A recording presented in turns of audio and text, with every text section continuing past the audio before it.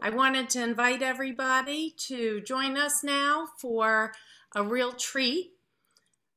We have Chef Susan Barocas, and I've had the pleasure of actually meeting with her through two ways. One, through the Jewish food experience as a writer, and the other way was actually cooking in a friend's kitchen with her. So I'm really excited for today with our program. And I just wanted to say that welcome everybody, and I'm glad that you're joining us, and I'm going to turn it over to Rabbi Sue, please. So wonderful to see everybody this afternoon, and to join together on this cold day to bring a little bit of warmth and a real treat, certainly with having Susan Barocas with us. Excuse me. It's one of the challenges of this COVID times, and as we were talking earlier, Susan has a nice quiet cat. Probably a smart idea, exactly. So I wanted to share, as we get started, I wanted to just frame what we're going to be doing this afternoon, and start by talking about where we are, certainly in our cycle of Torah reading, in part because for me, every time I sign on to a Zoom and the boxes pop up and I see your faces and I see the colors of what you're wearing, even if some of us are wearing black, but the colors behind you and the colors in your kitchen or in your living room, it is beautiful. And it's a reminder to me of the beautiful tapestry we weave together. And we're reading in this part of the Torah where we're talking about the building of the Mishkan, the tabernacle. And everybody brought a little bit of whatever they had to contribute to it, and vivid colors and beautiful items that were meaningful. And I find the same is true. We might not be together, which is why I want to focus on this tabernacle.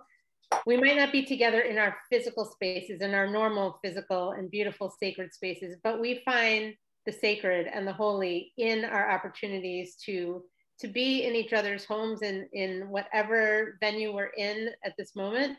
And so I wanted to share a quick poem written by Alden Salavi, our Reformed liturgist, and it's entitled Tabernacle. Let me build your tabernacle with my own hands, so that your glory will dwell with us once again. I will build a sanctuary in the space between my heart and soul, clearing the residue of sorrow and misdeeds, creating a place for your covenant, your wisdom, and your truth to reside within me. Come, my people, shake off your slumber, shake off your despair. God's majesty waits only for an invitation. Let your days be the woven fabric of love. Let your life be the golden lamp of peace. Together, we will become the staves and the planks, the walls, the curtain, and the table, each one of us a pillar, a sacred congregation, a faithful assembly in service to God's holy name. And so as we reflect on the meaning of the tabernacle, we of course turn to our festival that falls this week. And very, very short, I promise this one is, but thinking about Purim, thinking about as we come together as women, I love this piece by Devin Spear. Between a myrtle and a star, I choose to envision woman as a calendar day, savvy enough to observe her place in the universe and radical enough to serve the creation of a new world and break slavery's chain. We are worth more than every title and role assigned. And when we choose our life and call out our true name, we master time, becoming the ultimate maker of our fate. Each of us has the power to be a woman, to be a human being, to decide and to accept nothing less. And that's entitled Esther's Blessing on Finding Our True Name. So I'm so thrilled to welcome Susan today, because she helps each of us as she invites us and welcomes us into her kitchen. We each find our own name in different ways in what we bring to this time together, and certainly in what Susan shares with us. And so thank you, Susan, so much for giving us this opportunity, for helping us prepare for Purim and just for the everyday, and bringing the sacred into each of our homes. Thank you so much, Rabbi. It's really beautiful. I'd love copies of those two pieces. I'll send really beautiful. I'll send them. Thank you. And welcome, everyone. Thank you, Randy, for all the arrangements and making this happen. And thank you all for being here. It's actually a nice sunny day outside. So even though it's cold, I hope some of you got out and got a walk or something in. So now we're going to get started. You know, Purim is another one of those holidays. They tried to kill us. We survived. Let's eat. And there's a few of them on the Jewish calendar. And it's interesting how closely they are tied to food as well. And Passover is another one. Now, Passover is like kind of like the really big name in the holidays. Non-Jews know it, and they kind of get the idea that we eat differently.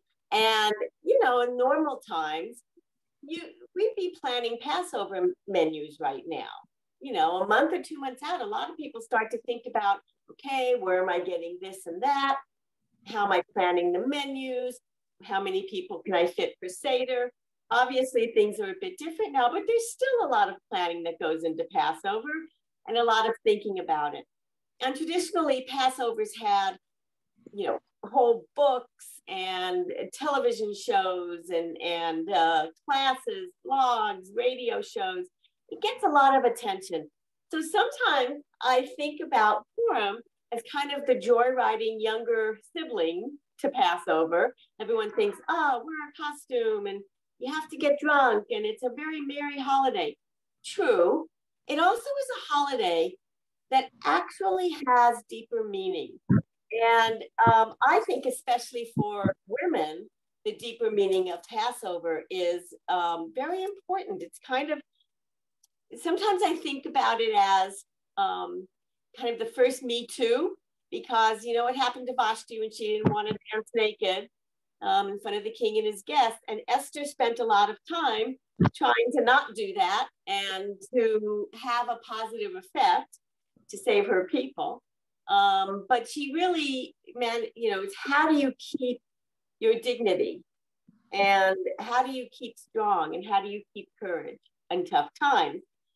And also, you know, there's 4 mitzvot, 4 things we're supposed to do at Purim that really teach us how to survive a catastrophe. And of course, this year it struck me like, wow, these can be extra meaningful. The overall theme is you do good.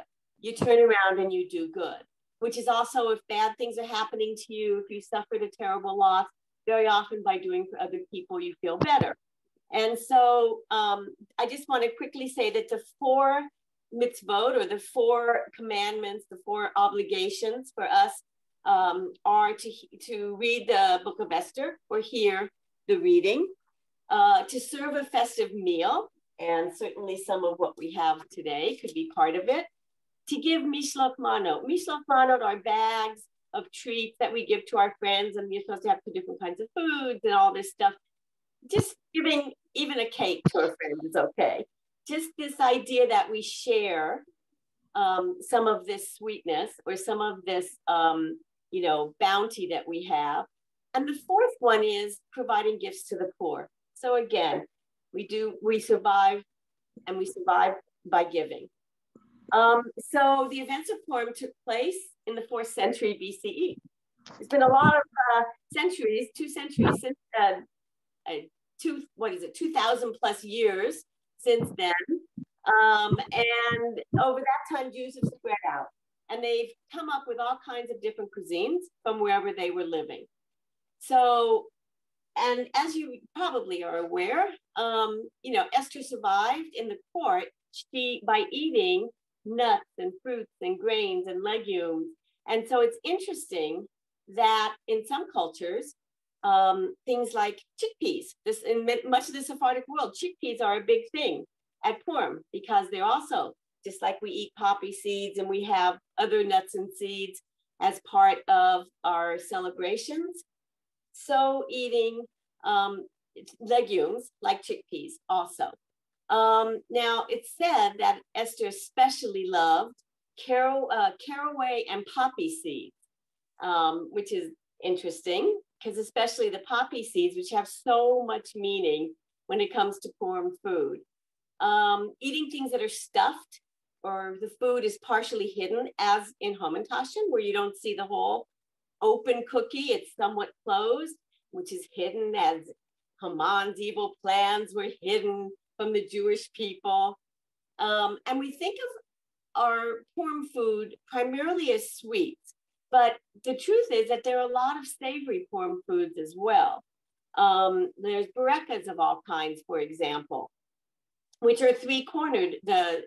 So there you have a three-cornered, and we're going to talk about that with when we make Hamantashen. But right now, I want to make the Nana Berenje, which is a wonderful, wonderful Persian cookie. And one of the reasons it's popular for Purim is because Purim falls very close to Nowruz, the Persian New Year. And this is eaten by Persians at the New Year. So the Jews also adapted it. And it has poppy seeds with all that wonderful symbolism. So I'm just beating the 2 eggs, and I want them to become very foamy. Well, pretty foamy. They just lighten them up quite a bit. Okay. And all right. So some people think of when they bite the poppy seed, they think that they're kind of destroying Haman as they crunch the seeds. So I've got the eggs here, pretty lightened up. We're going to add 3/4 cup of sugar. And by the way, a lot of times recipes just say 2 eggs. They don't say large, medium, small, because the assumption is large, just to let, kind of. So I am doing about 3/4 cup of sugar. And this is a very forgiving cookie overall, but I also, originally, many people's recipes for this cookie have much more sugar, but I've been reducing the sugar in all my recipes, and you know what? Nobody minds. They are delicious still and not overly sweet. All right. So now we are going, to beat in 2 things. One is the oil. This is safflower oil. The whole thing is you want to use a very good neutral oil. So avocado, safflower, sunflower, they're all good. Okay. And the other thing now, and Randy can tell you about her new love affair with Rosewater. She has discovered it. So Rosewater is very, very, it's something used a lot in Persian cooking and in other parts of the Middle East. And when we use it in either Hamantashen or these cookies, or we have orange blossom water, they very much remind us of the gardens of the palace and the scent that Esther would have smelled when she walked in the gardens of the palace. So this is 2 tablespoons of rose water. Now, if you find that this is a bit much for you, you can lessen it or just switch to orange blossom water. I'm one of those people, I don't love rose water, but in something like this, it is so delicious and unusual. It's not a taste we're used to having, and that makes it really special. Susan, we have a few questions. Where can you find Rosewater in DC? Well, yeah, there's lots of, first of all, you can get it online through Amazon or whatever. And then there's places like Shamali's in Foxhall Square or Yekta up Rockville Pike that sell it. And I bought some at Home Market or Fresh Market. You can find it there.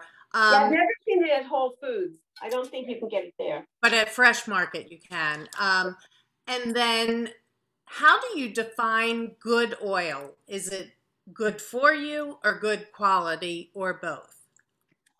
Basically, it's both. It's one that has, in this case, is a neutral. It's a freshly, it's a cold pressed usually. But any, I'll show you what I have.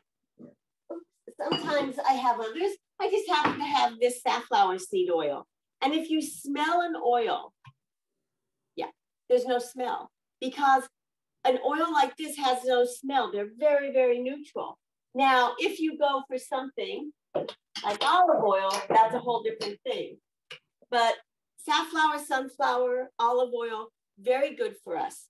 Corn oil, not so good. General vegetable oil, which could have soy, corn. I don't use these at all. They're not particularly good for us.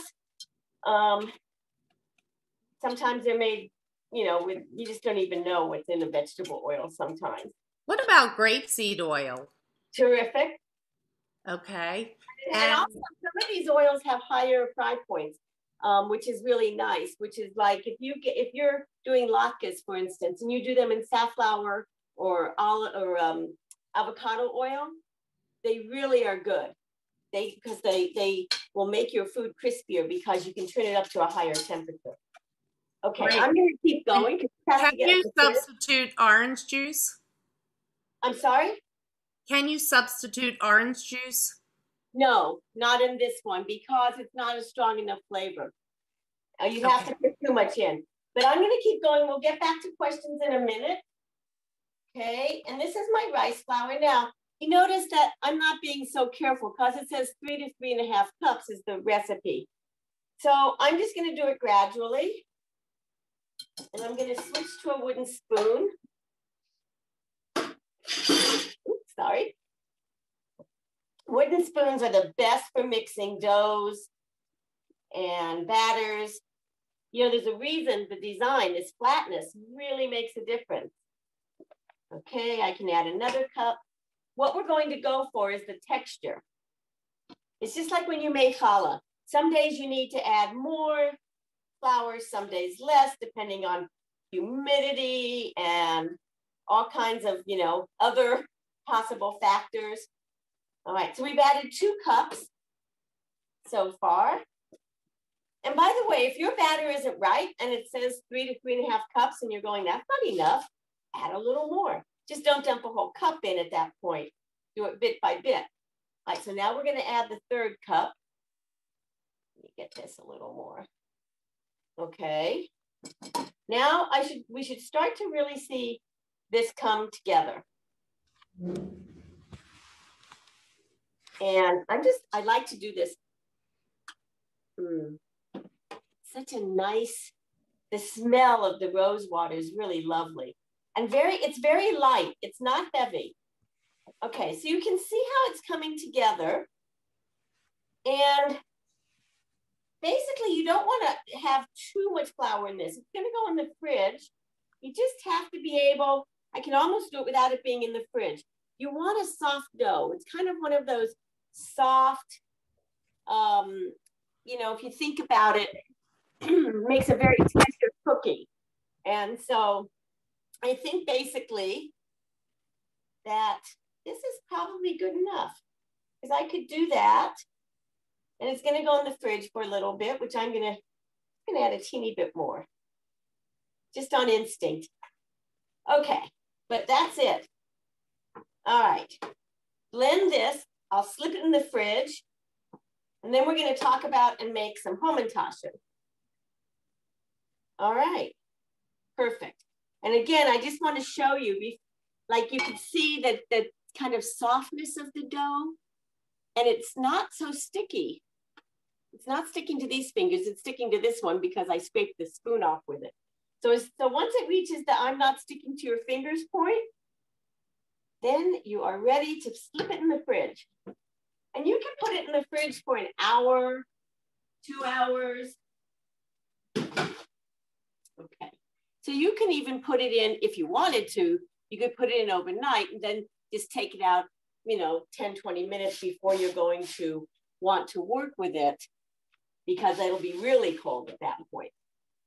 Okay, so now we're going to talk about Hamantashen, which I love.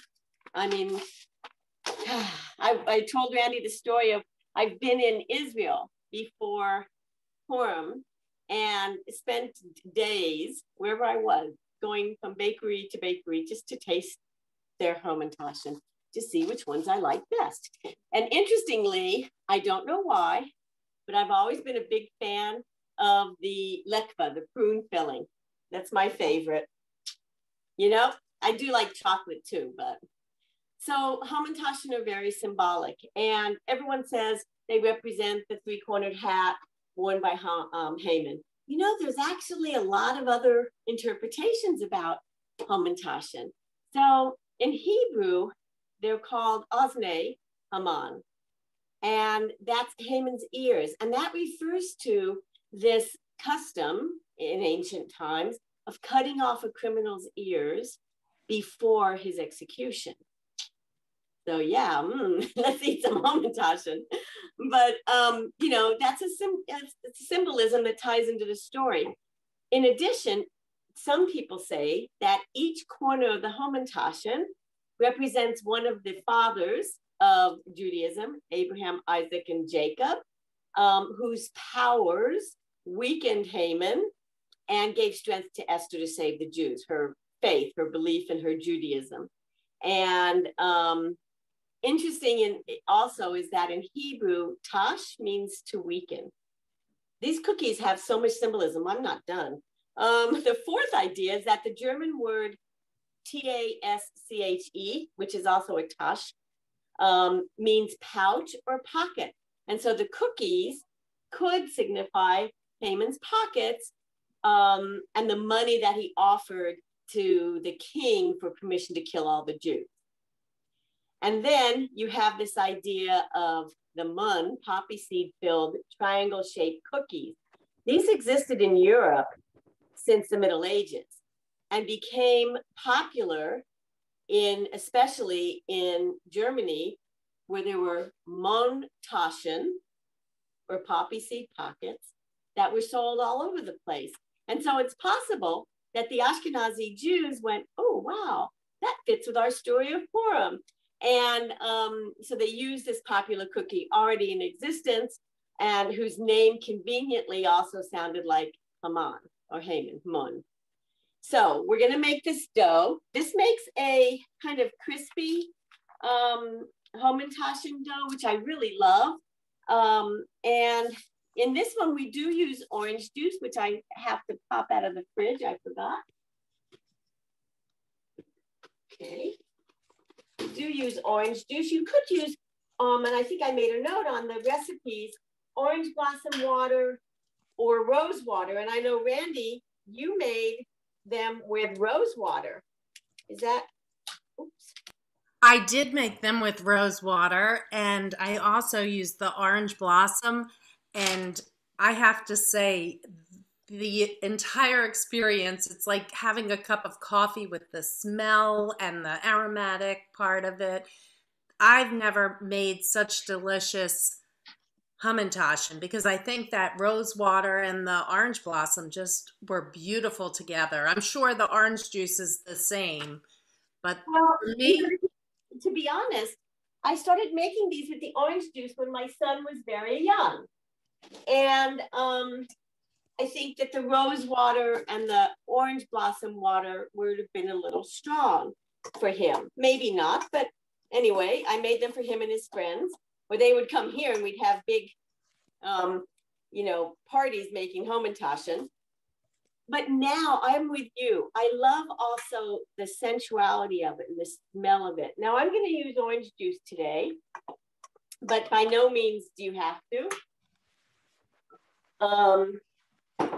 And I love that you tried it with the others. If you do use orange blossom or rose water, don't use the vanilla. And you'll see that is written in the directions. And by the way, this dough in the end also makes a wonderful, simple cookie. Like you can make a thumbprint cookie out of it. It's really delicious. So, you know, that's another way to go. Okay, so in here is baking powder, flour, and salt, which I just have whisked together. And basically you start off with the 2.5 cups of flour. You may need more in the end, but you know, better to have where you can add it than you have. You can't, it gets too dry. All right. Now I'm not doing any add-ins in this dough, I don't think. I could though. This is the point when you have this. For instance, I'm not making poppy seed Hamantashen. I could add poppy seeds to the dough. Maybe I'll do that. Why not? Okay. Yeah, just let's see how much that looks like. They're going to make the dough look very interesting and nice. Good thing I have a lot of whisk. All right, let's put a few more. You could add mini chocolate chips. You could add crushed nuts. I mean, there's all kinds of things you can do just to the dough alone. I think that's good. So we're going to have the poppy seed dough. So you can see, hopefully, and as a matter of fact, let me bring this down a little there. I think you can probably see a little better, maybe. Anyway, all right. So we have that. And we're going to set it aside and make the wet ingredients. Okay. Do you always mix by hand, or do you ever use a mix master or kitchen? You know, you can use a mix master. I actually don't have like a KitchenAid or mix master. I don't have a stand-up. I have sometimes when I've made a lot, like 2 or 3 times, I've used the mixer, you know, the hand mixer I have. But honestly, whisking it, it's not so much mixing that you have to do. But the other thing you can do with this, you actually can get to this point with the flour. I have been known to throw it in the food processor. You could do the steps of the eggs, the sugar, the vegetable oil in a food processor. And you end up with a lump of dough. So that's possible too, and very quick. All right, but today we are using our lovely whisk. I have gotten really into whisking lately, so I don't know why. I think it's part of like using it as an excuse as a workout during our pandemic. See, I'm working out my arm. Okay, so half a cup of sugar goes in. All right. And again, you'll find a lot more sugar in many Hamantashen recipes than what I've used. And you should adapt it to what you like. And some people have asked me if you can use like honey or any other liquid sweetener. It does, you'd have to modify the recipe some because it does change it. Sugar reacts differently for baking than those do. So, than liquid sweeteners. Okay, and now we need some oil. How much oil are we doing? Half a cup. Okay, I'm just gonna make it.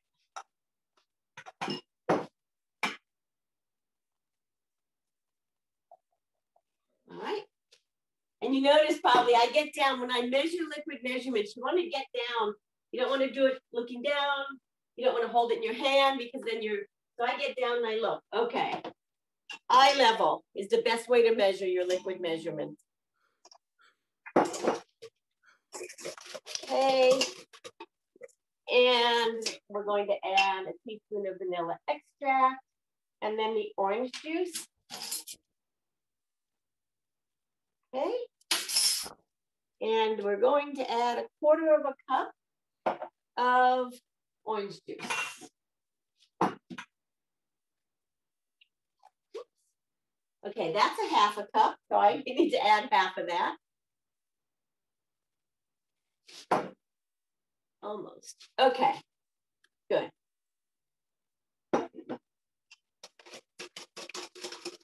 And you know, just because I'm in the mood to experiment, and Randy got me started, I'm going to add a little bit, just a teaspoon of rose water, just to give it a hint. Because the orange and the rose are very lovely together. All right. So this is like the easiest Hamantashen recipe because among other things, you don't have to have butter that's at room temperature. You don't have to put it in the refrigerator before you can roll it out and make them. It's also, this oil-based dough is very much reminiscent of many of the Jewish doughs that are Purim that you can have with, because they don't have butter, if you keep kosher, you can have them as part of a meat meal or a dairy meal, whichever. And they tend to make like Barocas. The dough, if you don't use phyllo, you would use a dough that's an oil-based dough. not so different from this if we were to leave out the sugar. So, okay, so we've gotten to this point. And now, what we want to do is, again, trade out for a wooden spoon. Okay, and we want to add the flour gradually. All right, our beautiful poppy seed flour. And while I'm doing this, Randy, if there's any other questions right now, it's a good time. I actually wanted to make a comment. I made these with the Bob's 1-to-1 gluten-free, and it was delicious.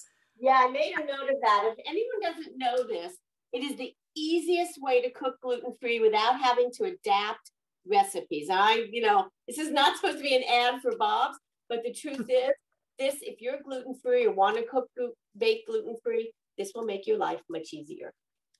Right, and you don't have to mess with any xanthan gum or any of that, so. And it turns out great. It really is a 1-for-1. I've used it in a variety of things, and it really is 1-for-1. All right, anybody else? Randy, anyone else? Any other questions? Okay. Well, as I'm doing this, people should be thinking about what you like to have for filling. Fillings, there are so many, and I suggested one that's a date filling that I made. It's really easy. You soak some dates in some hot water with some cinnamon and allspice. And I did it just in my little mini food processor, mini prep. And it was perfect. I will show you that in a minute. Just getting this dough. We do have another question. Is there a way to make this a softer dough? I'm not sure I understand why or how that, in what way. I guess if they don't want a crispy. It's not real crispy. Randy, you can speak to that too, but it's not really crispy. It's just not, your butter doughs tend to be softer, mushier. This is a soft but slightly crispy dough. And no, I don't know how you would do that.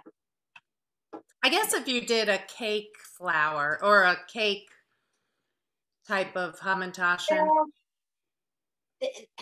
Yeah, it's going to affect potentially your liquid balance. I don't know. It's not really the flour. It's really the oil versus butter that does it here. Oops. And this is interestingly, all right, we got to get in there. The best thing at a certain point, and those of you who make challah or bread know this, you just got to get in with your hand. So what the spoon couldn't do, the hand often can. Now this is still very sticky. Susan, can we freeze Hamantashen for a half hour before baking? So yeah, I was going to talk about that. Oh, so great. My suggestion, I wouldn't do it a half hour. Basically, we're going to slip these in the fridge for about 10 minutes or the freezer for 5 to 10 minutes, and that's enough to keep them. The idea is it helps to keep them from popping open as easily. So once we have them on the cookie sheet, we'll put that in the fridge or the freezer. There we go. Okay. You don't want to overly knead, so to speak, because then your dough gets tough, but you do want it to be mixed. Now, this is a soft feeling dough, and I'm just taking it to this point where it's not sticky anymore.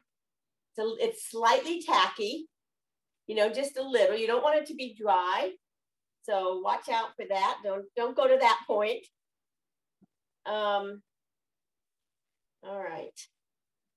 It's really quite nice, this dough. It has a good feel. Sometimes when you make a dough, it just feels good. All right, I just need to clean my hands.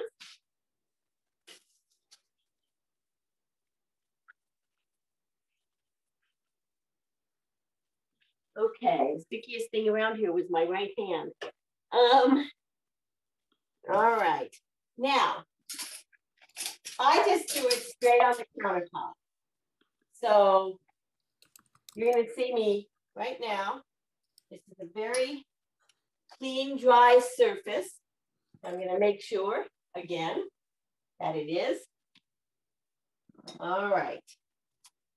Now, some people have marble or marble countertops or whatever, you know, and that's great, obviously. Okay.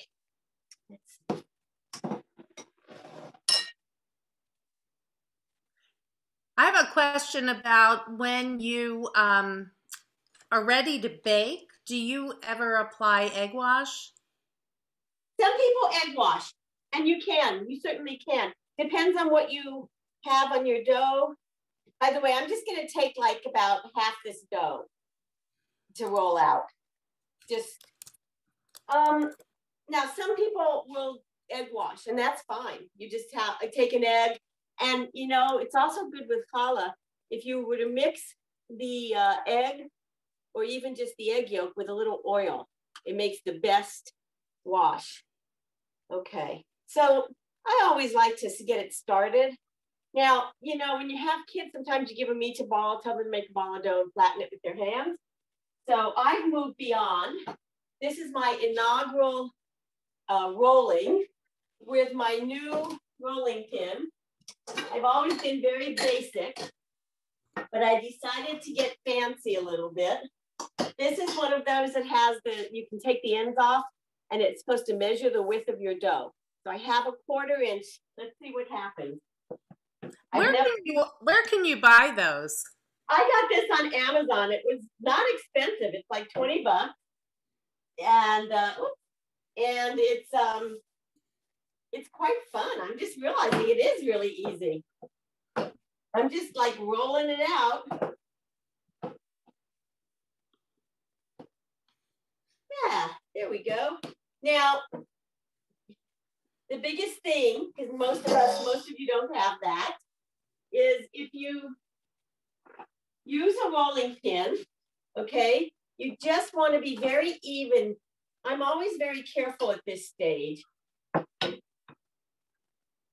Okay, so I like it a little thinner than a 1/4 inch, but not as thin as an 1/8 inch. So like 3/8 inch, they don't have that.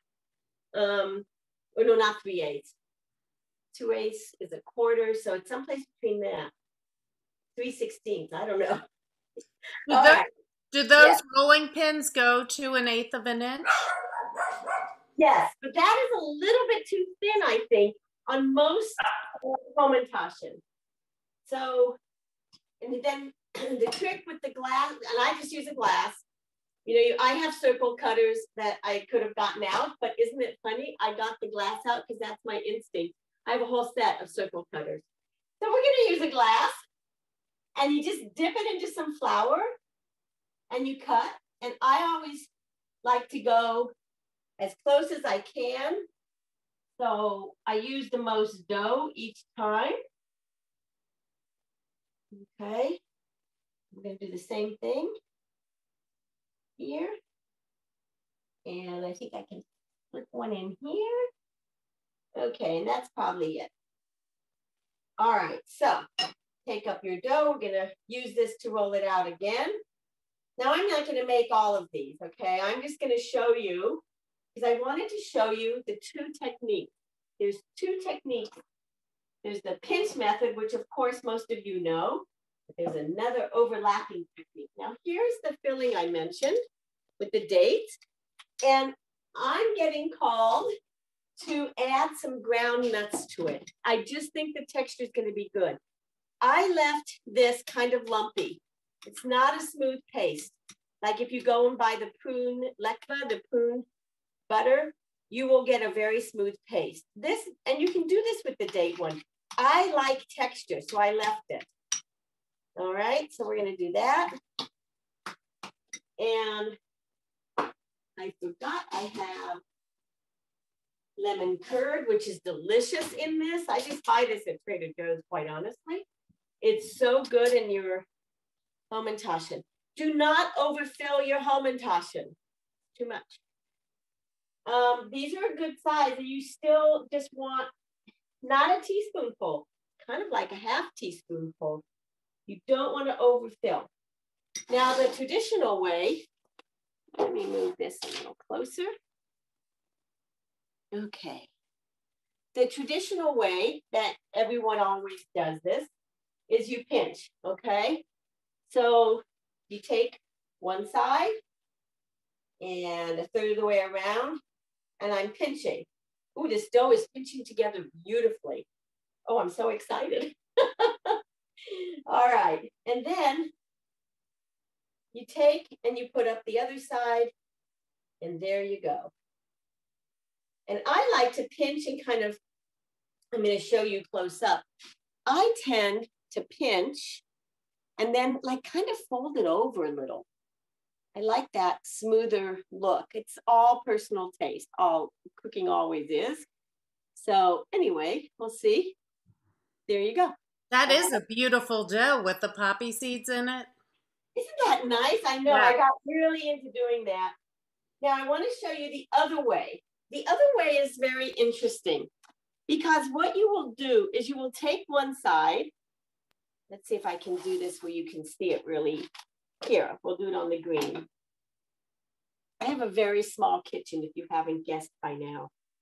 So, but you moved through it very nicely. You know, I have to say, I don't get enough steps. I just reach for things. All right. So this is the other way to do it. So you bring it up and you fold it over. And what happens is you're literally just folding it. The next one comes over and it goes over the end. This has to go over that one. So here, let me show you. It's an over-under deal. Okay. So you have, this one is over here, over here, over here. So it's like every other over-under deal. And you still have to kind of mush them together a bit, or they will come open. They will come open. So, whew.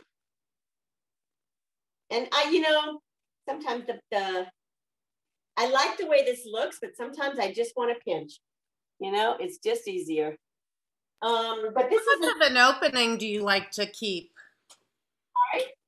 How much of an opening do you like to keep when you're making Hamantashen?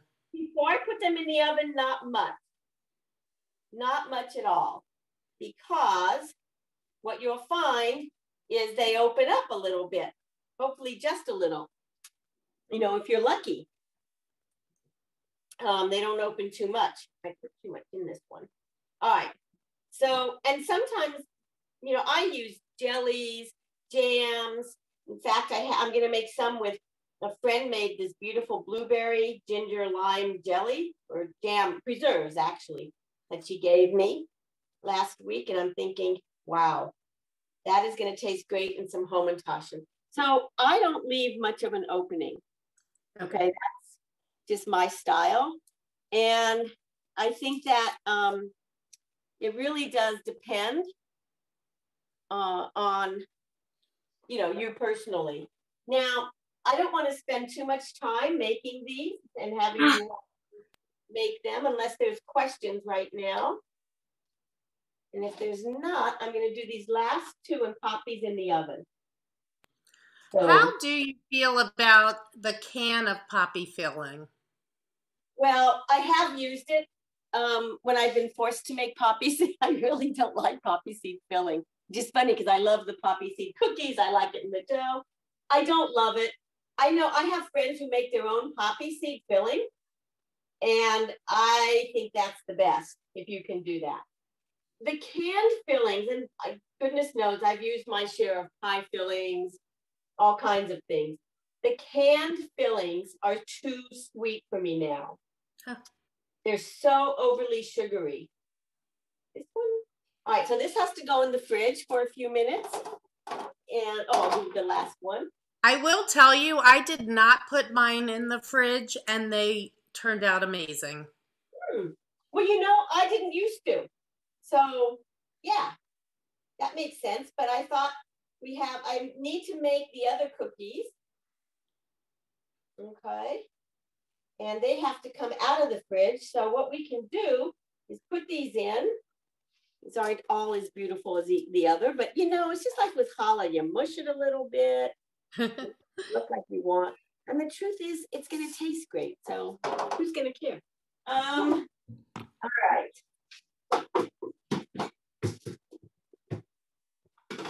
Okay. Now we are switching. Let me just clean up some flour. Of course, I'm wearing black, and I'm one of those people who does not like wearing aprons very much. I do it when I have to, but no, I don't know why. I don't love wearing them. Okay. So we're going to do our poppy seed. These are such a fun cookie. You can take a teaspoon.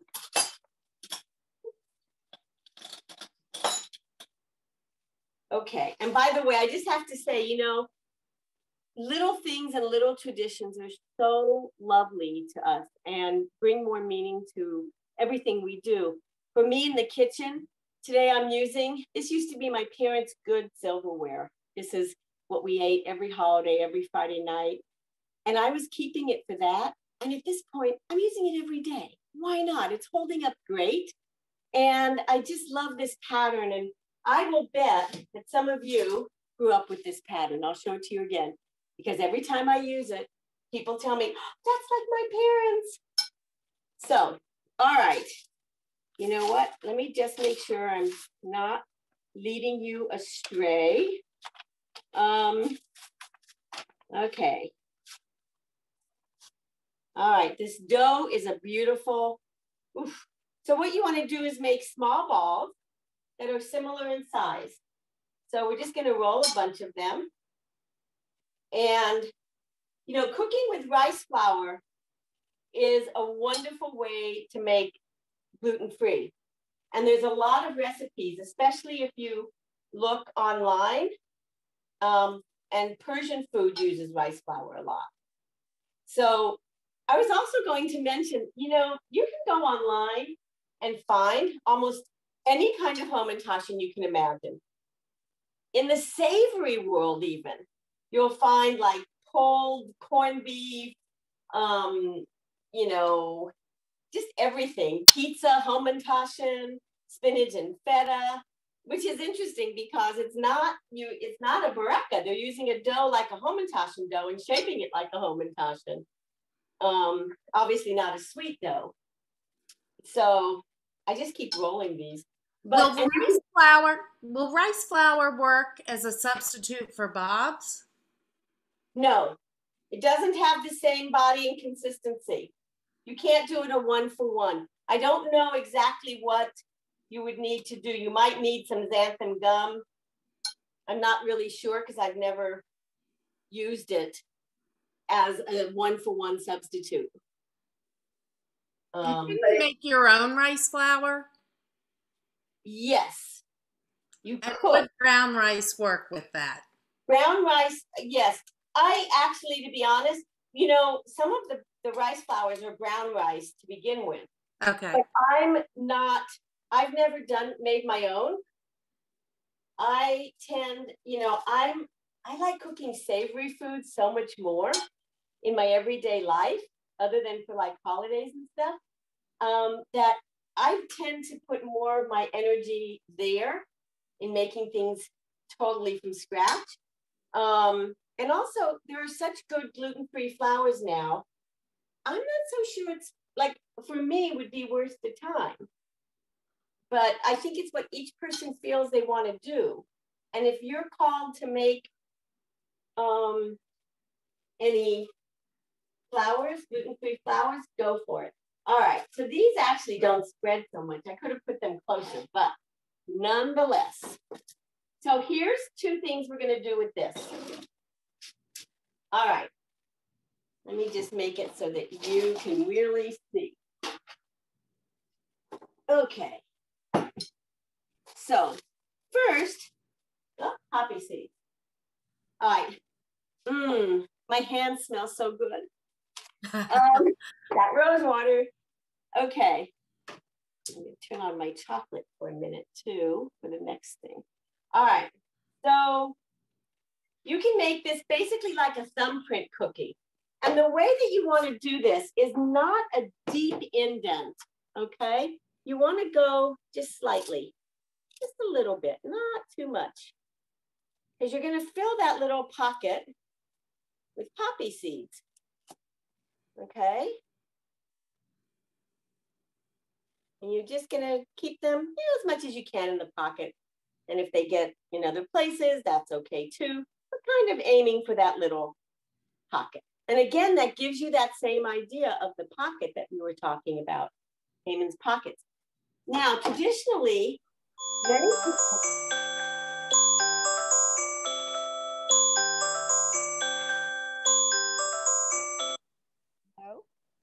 okay, traditionally, the other way of doing this is to cut an X. Jay? Oh, Nancy? somebody's I have it. It's somebody I can't mute. I got it. all right. You take a little knife and you cut a little X in the top. Just like this. Not very deep at all. Just enough so that there's an indent, okay? This is what you'll often see for Nowruz. All right, for the new year. Then you just drop, they tend to use less poppy seeds. You just drop some into the X. Okay, so that's the other way of doing it. And what I'm going to do, these don't have to cook so long. So I'm going to quickly do these so I can pop the whole tray in the oven. Okay, and we're going to also pop in the Hamantashen. And we have another question about flour. Any preference of Bob's over King Arthur for the gluten-free baking flour? I actually like, I haven't used the gluten-free from King Arthur. King Arthur. I haven't used theirs. I like their flours otherwise, obviously, but I haven't used theirs yet for Hamantashen, but I use their gluten-free flour regularly. It's been great. With you do? Mm-hmm. Oh, good. I like their regular flour. I do as well, but when I need to do gluten-free, it works. King Arthur's. The measure for measure flour. Right. So you do like it? I do for certain things. It does not work well for challah. That I've tried. I have not for challah. Yeah. Have you used the Bob's for challah? I have not. All right. I'm just going to go ahead and bake these few Hamantashen real quick. All right. So if somebody wouldn't mind timing us for, I think 15 minutes is good. Let me just. Okay, right, I've got it. I think Randy you has too. Minutes, yeah, it's 15 minutes for the rice flour ones, a little longer for the Hamantashen. But you all have seen baked Hamantashen. So while this is cooking, we're going to go with our last and so fun thing to make. This, when you make chocolate bark, it is good for Passover, Purim, Shabbat, or just because. It is such a favorite. It is really, you're not going to believe how easy it is to do too. So I'm just going to switch everything out. Okay. Now, I have assembled, you know, in case anyone has to leave, because we are running over the time, I just want to show you, when I make the rice water cookie, the rice flour cookies, they have rose water, and decorating with rose petals and roses, edible, which you can find at like Yekta, the Persian grocer has them, or they're online. And these are wonderful. We're going to actually put some of these petals that are in our bark. They're delicious with chocolate. And I love decorating when I serve the cookies. I love decorating with these beautiful, and these are edible. They're totally edible. Okay.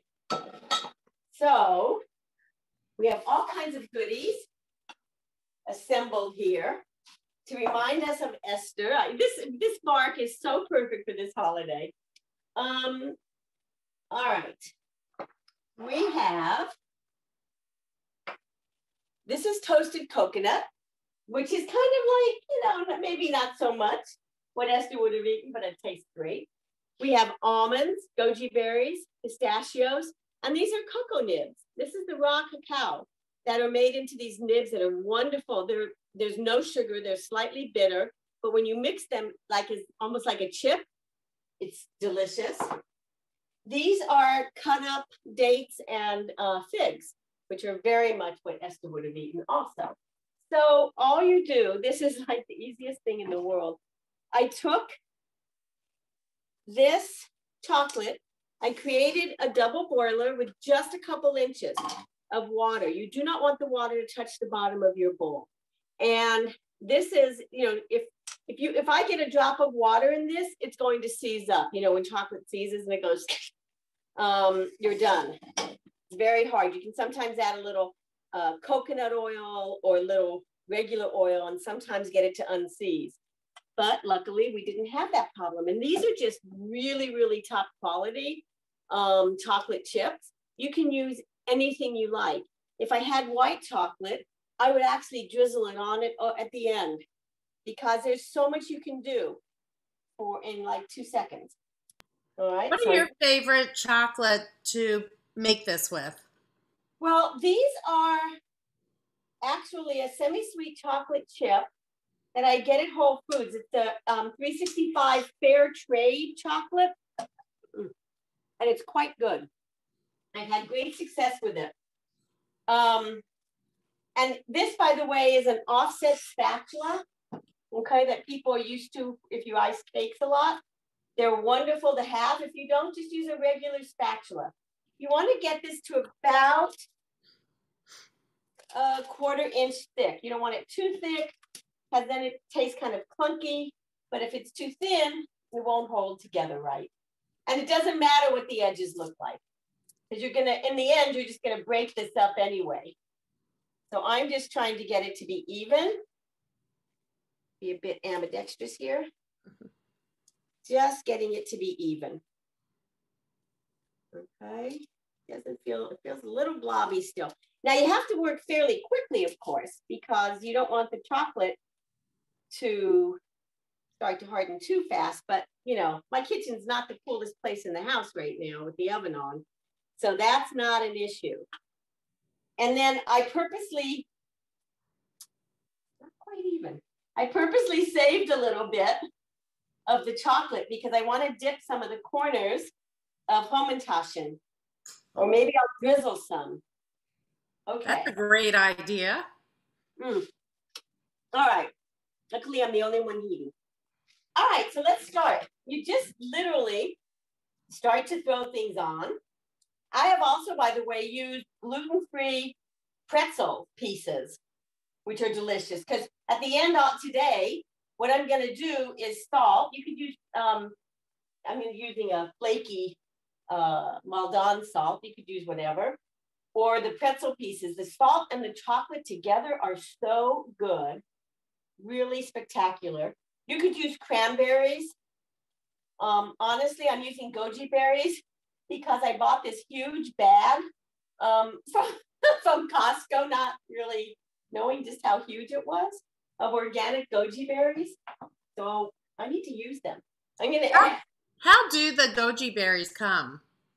They just come like in a bag. It depends on where you buy them from, but like cranberries or any of the others. Okay. These are dried goji berries. And it's nice, this, you know, kind of a little bit of coconut. I don't want to overdo it. Okay, little coconut. Let's get some of our dried fruit on there real fast. You can see I'm doing this very scientifically, very carefully. It's really fun because you just can, it's all going to be good, you know? The only thing I sometimes try to do is make sure that things aren't crowded together too much. That's about it. Do you toast the coconut? This coconut was toasted. You don't have to. You can use just shredded coconut. This happens to be grated, and I toasted it which I love the taste of more than regular untoasted, but it doesn't matter. It's whatever you like, whatever you have. Okay, there's a nice amount of fruit. And now we're going to put on some of our chips, our little nibs, cocoa nibs, which, you know, just add that crunch where people will say, ooh, and it won't make it overly sweet. You have a number of different flavors here. The goji berries tend to be a bit tart. The dried figs and dates are a bit sweet. Of course, the chocolate is too. But then you have like the tartness of the goji berries, the tartness, a little bit of the nibs. And so it makes it really nice. All right. Oh, before I do, I want to do my almonds. You know, you don't have to use almonds, but it's so much fun. And you can also use like orange rind, or, I mean, you just can go to town on it. What are your favorite fruits to put on? I like the, you know, it's interesting. I really like the dates, figs, and chopped up apricots are my other favorite, which I didn't do today because I had so much else I'm adding. I thought, oh, enough. Okay, and then we'll throw some. Now, this is great. If you want to give mishloach mano, make one cookie, break up some bark, give people this, so you're not slaving so much in the kitchen, and you've got your two different varieties, not to mention how many different seeds and nuts are in the bark itself. So, okay, now I just kind of like to do a little press. Whoops. Just a little, not too hard. Okay. Because that will help just make sure that more things stay on than fall off. And you could even though I don't have white chocolate, which is beautiful, if you want, you can still drizzle. You know, it still gives it a different kind of design to do a little drizzle. This is so much fun. If you have kids or grandkids, make bark with them. What a fun thing. And whatever they do is fine. You don't have to say, oh, no, you need to do it this way, or, oh, no, you're supposed to fold it that way. It doesn't matter. Once you spread the chocolate, they can have at it, and they'll have fun spreading it. So to be honest, this is the bark all done. How easy was that? So now the trick is to put it in a cool place and try not to refrigerate it, because a lot of chocolate will get this like white filmy stuff on it if you refrigerate it, especially if you refrigerate it when it's warm. So I will keep bark in the fridge once it's already been, you know, it's already cool, and I break it up. I will sometimes keep it in the fridge. I want to show you. I just want to show you a little bit of white chocolate that I had left.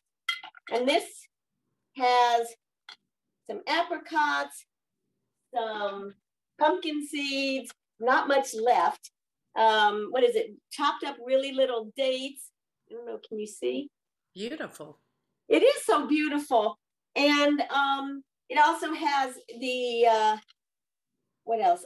Pumpkin seeds, apricots, dates. I think that's it. Oh, and almonds. There's some almonds. I actually had whole almonds I chopped up on this, which is also nice, if you can see that. So, like I said, very, very easy to do the bark. All right. Oh, I left off the rose petals. I've got to go back in and do that. I mean, it's for Purim. You know, I made some chocolate for Valentine's Day in a mold. And one of the things I put on them was rose petals. And I wasn't sure how people were going to react. You don't use a ton. And I forgot the salt. So I put rose petals on, and everyone to a person was like, oh my God, what is that rose on there? So you're just doing a teeny bit of salt, just a little. Susan, what do you put your chocolate on? Oh, parchment I use parchment paper for everything. I don't use foil at all on my pans. whatever I'm cooking, when I roast, everything, I just use parchment paper, which is a great thing. It's far better for the environment. And I find that food doesn't stick to it at all. Because you know how if you make sometimes some kinds of chicken with sticky sauces, or like when I was a kid, we used to make cornflake crumb chicken. And one of the best things was to eat everything that stuck to the aluminum foil, you know. So now I use parchment and things don't stick. So it's really lovely. I highly recommend people bake and cook with parchment paper instead of aluminum foil. I second that. I agree with you. And we have a question about putting some matzah pieces for Passover into the bark. Linda, what a brilliant idea. Yes. Yes, I have done that. But you have to make them, well, you know there's chocolate matzah. You can buy chocolate covered matzah. You could take and melt the melted chocolate, right? Take farfel or broken up pieces of matzah. You can, yes, you can do it in the bark. You can also make little like bonbons and put whatever you want also in that mixture and just scoop out little bonbons of chocolate and matzah and dried fruit and nuts. You can roll them in toasted coconut or ground up almonds or walnuts. There's so much you can do with this chocolate. So that's a great idea. Whoever suggested it, thank you for suggesting it. And I just want to check. Linda.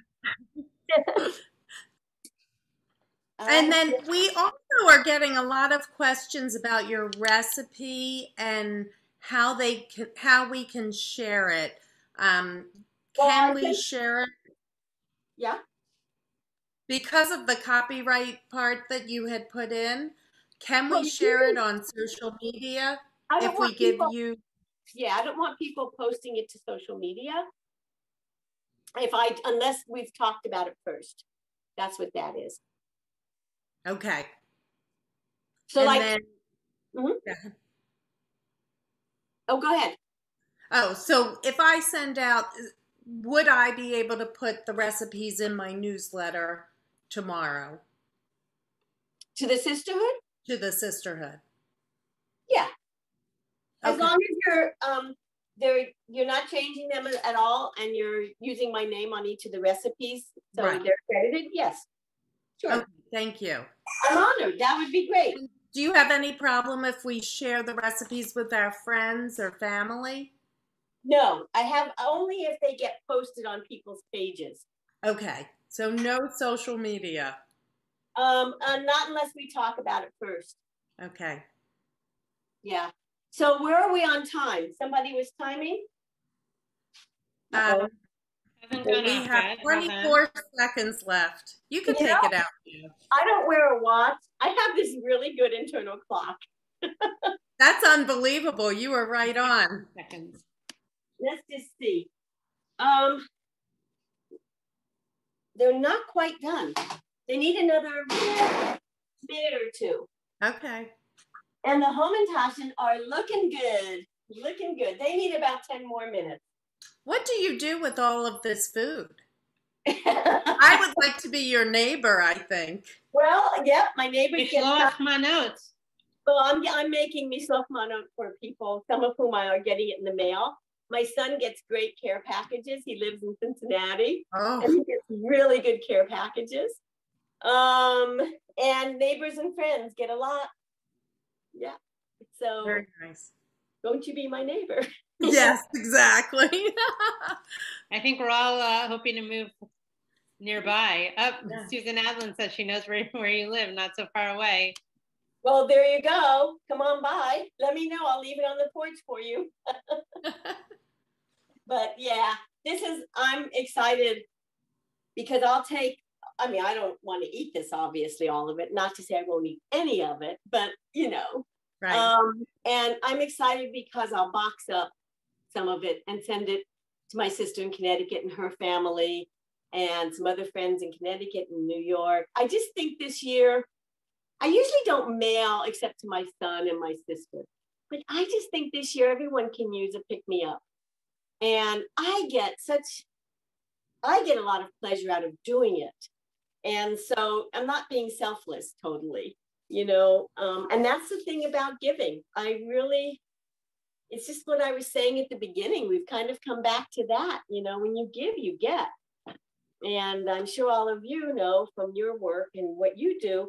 So for me, this is a way that I'm also making myself feel better. And to have people to cook for, I'm used to having Seders with 25, 30 people.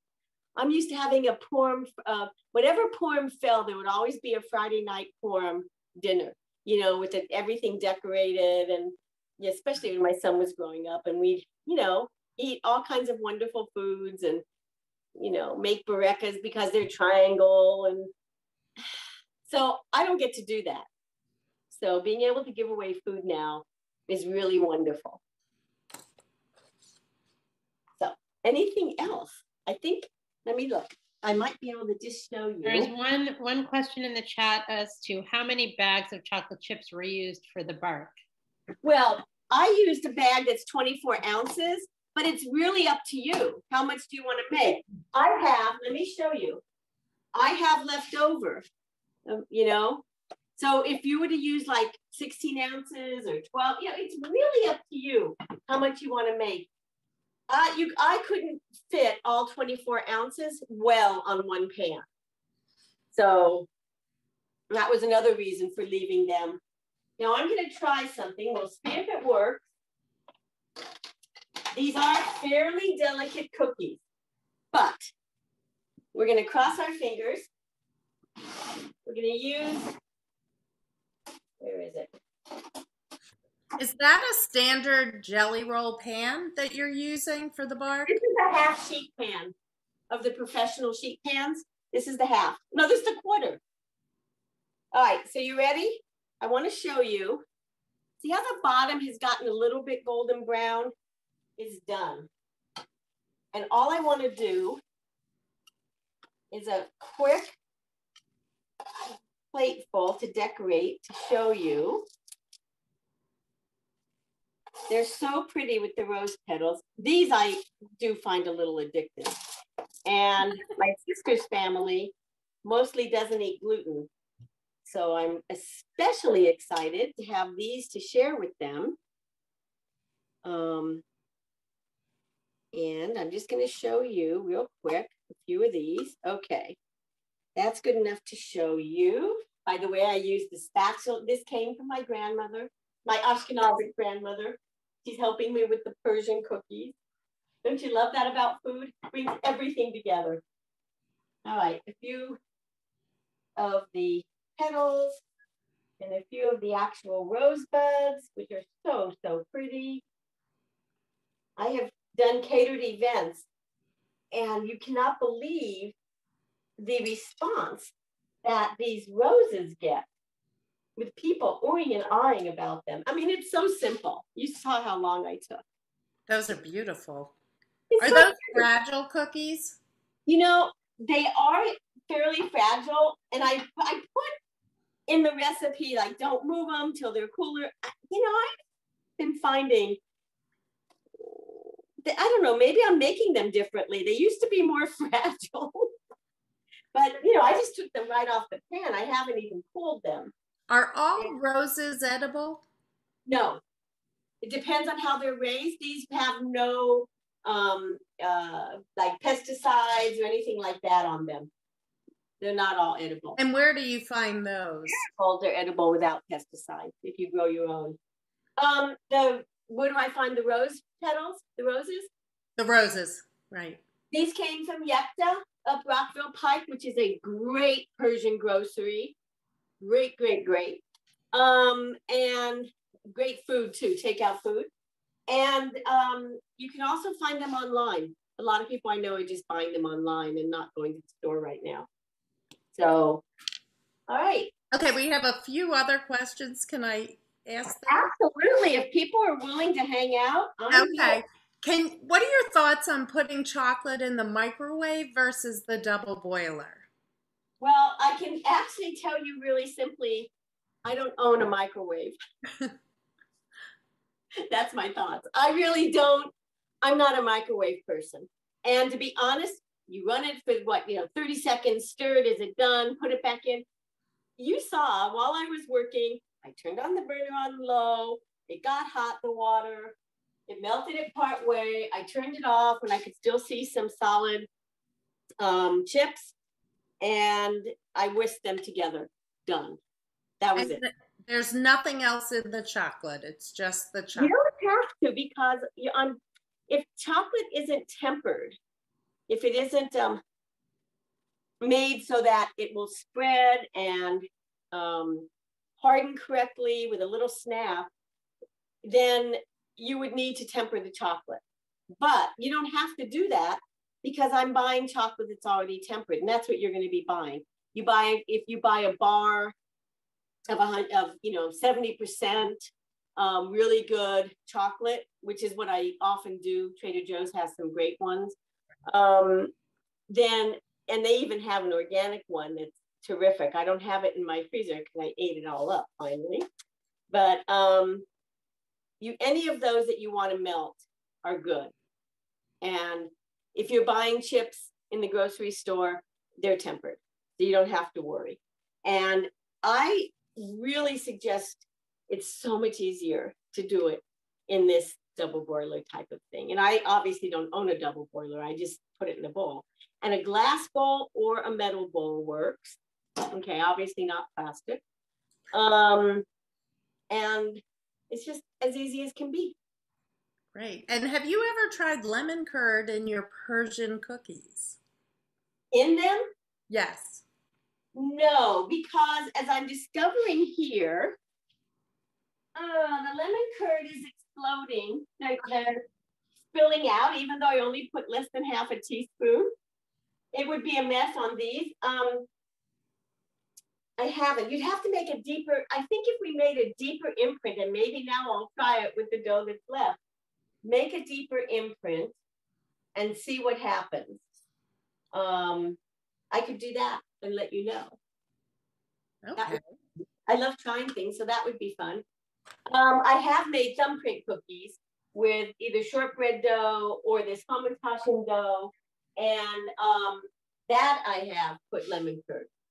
Okay. And when you dip the Hamantashen in the chocolate, how much of the Hamantashen do you like to cover?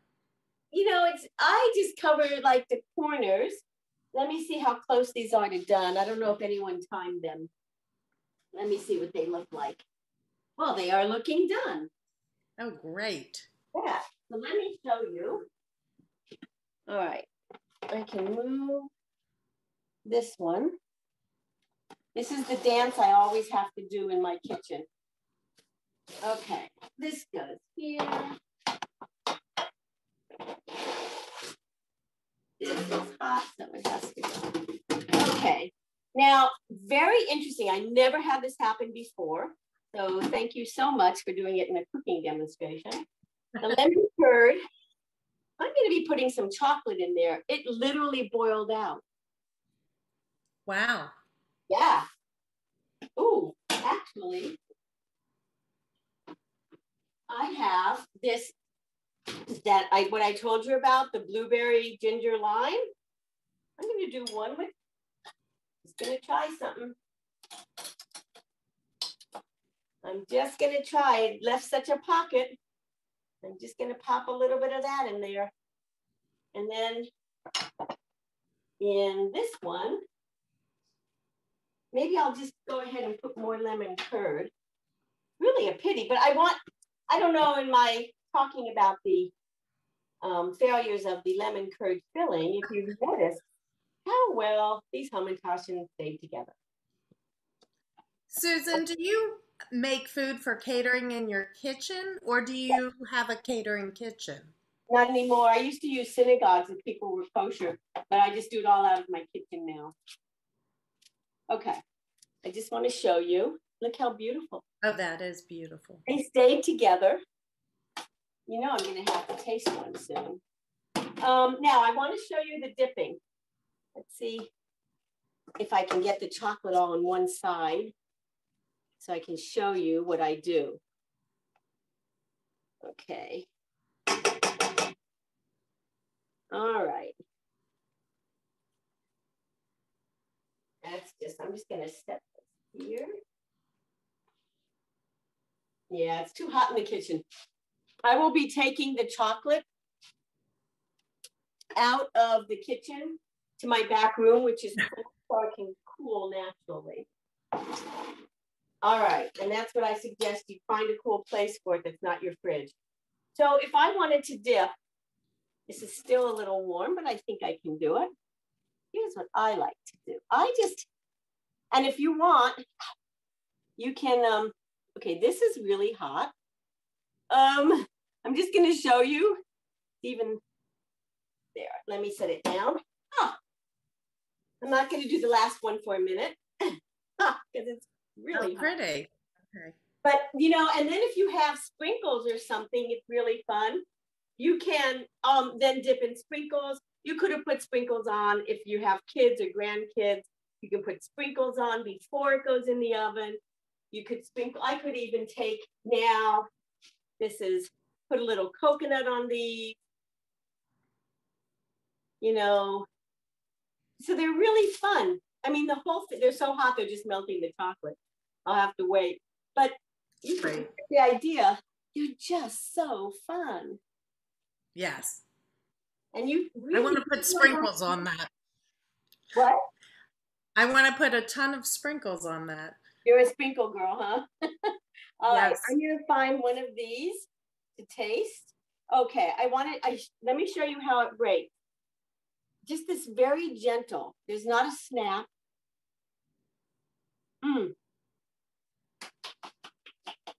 Is that a crispy cookie or it's a soft? Soft. Not crispy. It melts in your mouth. Now it's a little bit of a dry cookie. It's great with tea, mint tea, or a really good strong coffee. Oh, the flavor, it's probably like Randy, your Hamantashen turned out. It just has this kind of, the hint of the flavor. It's not like smack you in the face rose flavor. It's really good. That's my new favorite thing, go-to now. Okay, now I'm gonna have some fun. Let's see what happens if I drizzle these with chocolate. Why not, right? There. All right. I don't know if you can see this, but I have drizzled. Don't they look pretty? It does look beautiful, good. Beautiful. Oh, is this fun or what? The kitchen is the most creative place to me. I mean, I just love it because whatever you're cooking, savory or sweet, you have so much opportunity, you know, to be creative, to express yourself, to do whatever you want. My son used to complain, I like the way you fixed it last time, he'd say about a dish. This is different. I'm like, every time is different. I'm not following a recipe. And it's like, don't you like this? He goes, yeah, I like this too. But you never fix anything the same way twice. Now, when I write down recipes, I do. But, you know, if I'm just riffing off of fridge foraging from my refrigerator, whatever, then all bets are off. We have two more questions. Okay. How do you feel about using canola oil for cookies? I'm not fond of canola oil. I don't love the way it acts as much as the others. And is there a canola plant someplace that I missed? So it's like kind of a manufactured oil from different sources. So I like using, there's, you know, safflower oil, avocado oil, sunflower oil. We know where these come from. Right. I like them, they act better, and I like them health-wise better. Great. And when you drizzled the Persian cookie, what were you using to drizzle? Was My it whisk. Your whisk. I just used, look at how it comes off the whisk. Watch. Very nice. You can do great drizzles with a whisk. That's a good question. Thank you. Well, I want to thank you so much for joining us today. And this was a lot of fun. I can't wait to make more. Well, you know what I'll be spending my evening doing. Yes, exactly. Again, we are so thankful to you, Susan, for sharing your day with us. And Sue, Rabbi Sue Shankman, we are so thankful that you were here with us today. And what a lovely Devor Torah. Thank you. And I'm always happy to be with all of you, as you know. But Susan, certainly, thank you. I'm looking forward to cooking together when we can be back together. Oh, I love it. I can't wait. May it be soon, God, please, may it be soon. And until then, please, everybody stay safe and healthy. Hopefully this will be the start of a new year and we can head into it with joy and know that we'll be together in person soon.